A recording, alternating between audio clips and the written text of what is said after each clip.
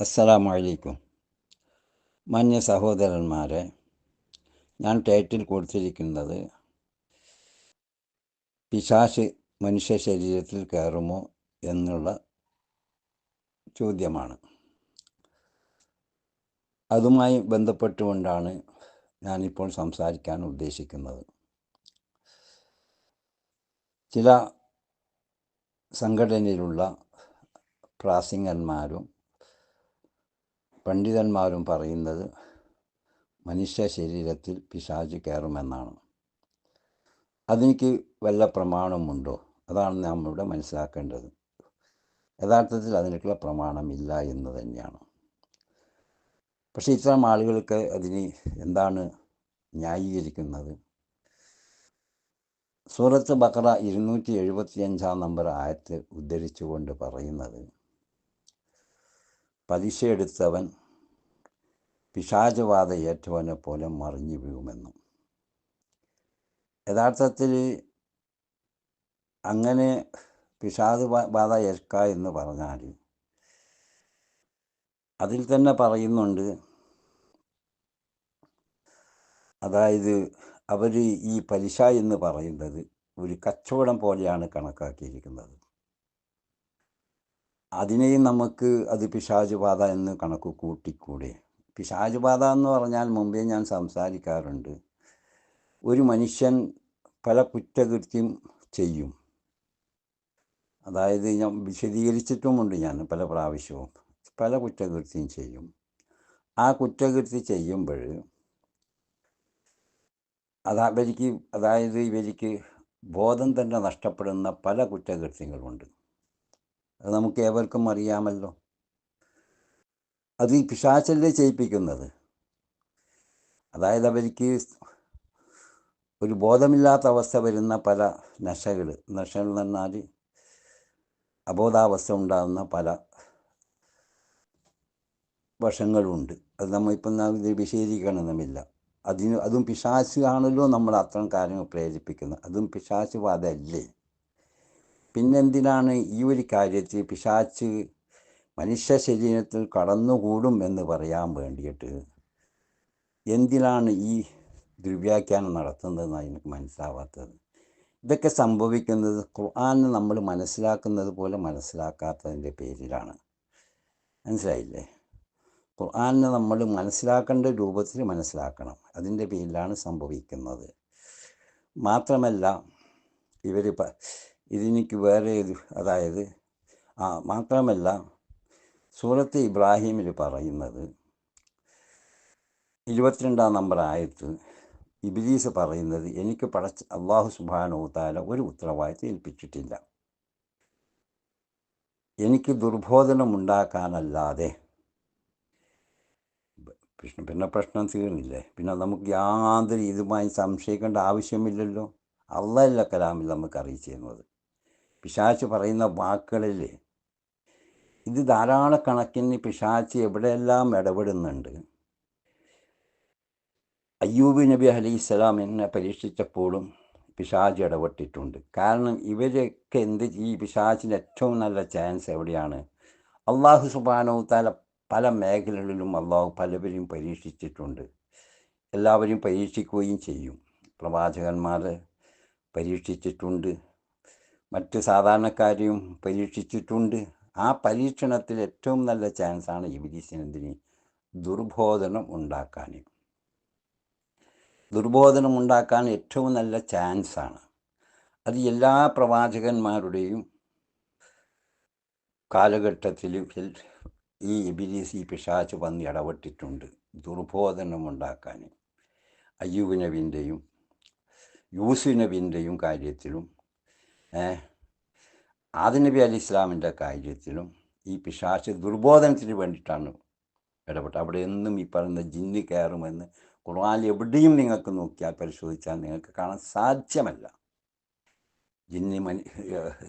അതായത് ഈ പിശാച് ഈ ശരീരത്തിൽ കയറുമെന്ന് പറയുന്ന വിഷയങ്ങൾ ഒരു തരത്തിൽ അവിടെ ഏതെല്ലാം പ്രവാചകന്മാരെ പറ്റിയിട്ട് ഈ കാര്യം പരീക്ഷണങ്ങൾ വരുമ്പോൾ ഈ പിശാച് ഇടപെട്ടത് ദുർബോധനം ഉണ്ടാക്കാനാണ്.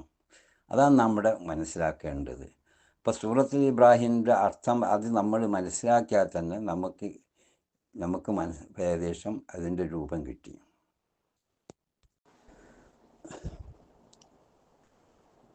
ഞാൻ പറഞ്ഞ സൂറത്ത് ഇബ്രാഹിമിലെ 22-ാം നമ്പർ ആയത്തും അൽ-ബഖറയിലെ 275-ാം നമ്പർ ആയത്തും അതിൻ്റെ വിശദീകരണം നമ്മുടെ കുഞ്ഞിമദനി പറപ്പൂറും തഫ്സീറും അതേമാതിരി നമ്മുടെ അമാനിമൊയിലുള്ള തഫ്സീർ ഇതൊക്കെ ഒന്ന് പരിശോധിച്ച് നോക്കിയാൽ പോരെ. അപ്പോൾ അതിൽ ഈ പറയുന്ന ജിന്ന് പ്രവേശിക്കാൻ ഇതിലൊന്നും തെളിവ് പറയുന്നുണ്ടോ? അതൊന്ന് പരിശോധിച്ച് നോക്കറ. ഇതെന്തെന്ന് സംഭവം എന്ന് പറഞ്ഞാൽ, അതായത് ഇങ്ങനെയൊക്കെ ദുർവ്യാഖ്യാനിക്കുന്നവർ പറയലെന്തെന്ന് പറഞ്ഞാൽ, ഇന്ന ഹോജ പറഞ്ഞു, ഇന്ന ഹാജ പറഞ്ഞു, ഇന്ന കിതാബിലുണ്ടെന്ന്. അങ്ങനെ ഇപ്പം നമ്മുടെ പേരോട് സഖാബി മൺമറഞ്ഞ മഹാക്കന്മാരെ വിളിച്ച് മരിച്ചവരെ വിളിച്ച് പ്രാർത്ഥിക്കാൻ വേണ്ടിയിട്ട്,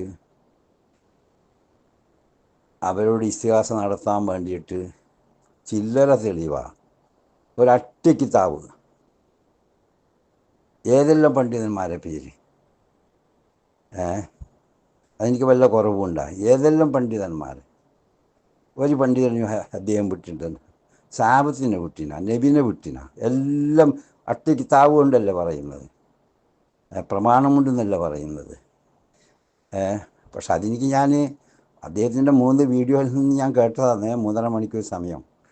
അപ്പോൾ അതെനിക്ക് അരമണിക്കൂർ ഞാൻ മറുപടി അതിൽ കൊടുത്തിട്ടുമുണ്ട്. മനസ്സിലായില്ലേ? അപ്പോൾ ഇതെല്ലാം എന്ന് പറഞ്ഞാൽ ഇങ്ങനെയാണ് ഇവർ വിശദീകരിക്കൽ. അപ്പം നമ്മളെപ്പോഴും ഏത് വിഷയം വരുമ്പോൾ ഖുർആനെ കമ്പയർ ചെയ്താൽ മതി. നമ്മൾ ചർച്ച തീർന്നു ഖുർആനെ കമ്പയർ ചെയ്താൽ. ഇതാണ് ഞാൻ മനസ്സിലാക്കേണ്ടത്. മാത്രമല്ല, സൂറത്ത് അഹ്റാഫിൽ 14-17 എന്താ പറഞ്ഞിരിക്കുന്നത്? പിശാച് നിങ്ങളെ മനുഷ്യരെ മുൻവശത്തും പിൻവശത്തും ഇടതുവശത്തും വലതുവശത്തും ദുർബോധനം നടത്താൻ വേണ്ടിയിട്ടാണ് പിശാച് വന്നിട്ടിരിക്കുന്നത്. അപ്പം അന്നേരം അവിടെ എന്തിനാണ് ദുർബോധനം ചെയ്യാൻ വേണ്ടിയിട്ട് അവിടെ വന്നിട്ടിരിക്കുന്നെന്ന് പറയുമ്പോൾ, പിന്നെ എന്നാൽ ഉള്ളിൽ കയറിയാൽ പോരെ? അതെന്താ പറയാ? അതും പറഞ്ഞിട്ടില്ല. പക്ഷെ ഇതൊന്നും പ്രമാണമല്ല ഈ പറയുന്നതൊന്നും. മനസ്സിലായില്ലേ? പിന്നീട്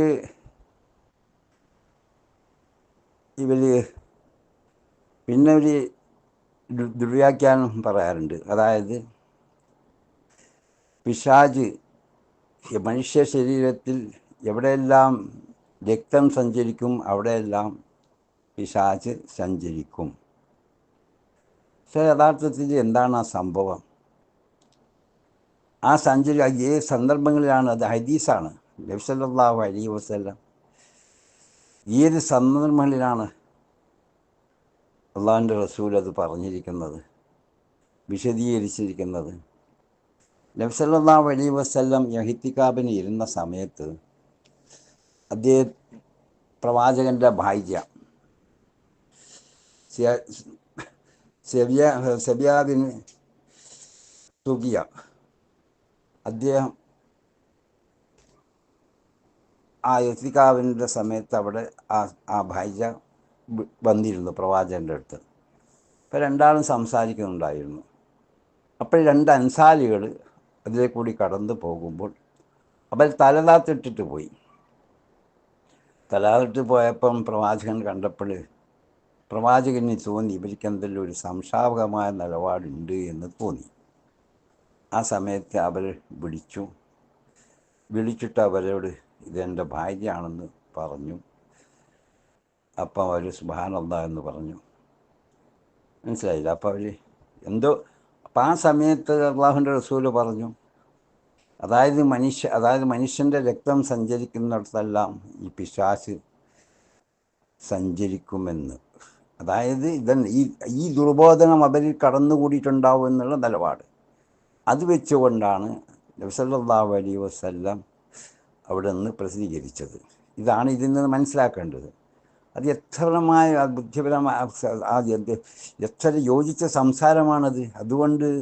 അതുകൊണ്ട് ജിന്ന് കയറിക്കൂടാ എന്നേ അല്ല. അത് അവിടെ ഒരു ദുർബോധന അവസ്ഥയിലാണ് പ്രവാചകൻ അത് ആ ഹദീസ് വിശദീകരിച്ചത്. ഇതാണ് ഇതിൽ നിന്ന് നമുക്ക് മനസ്സിലാവാനുള്ളത്. അപ്പോൾ നമ്മൾ പ്രമാണം ശരിക്കും നമ്മൾ പഠിച്ച് മനസ്സിലാക്കി ഖുർആന് മുൻഗണന കൊടുത്തിട്ടായിരിക്കണം നമ്മൾ ഏത് വിഷയവും സംസാരിക്കുന്നത്. എന്നിട്ട് അല്ലാഹു സുബ്ഹാനഹു വ തആല നമ്മേവർക്കും സത്യം മനസ്സിലാക്കാനുള്ള തൗഫീഖ് തരട്ടെ എന്ന് പ്രാർത്ഥിച്ചുകൊണ്ട് തൽക്കാലം നിർത്തുന്നു. അസ്സലാമു അലൈക്കും.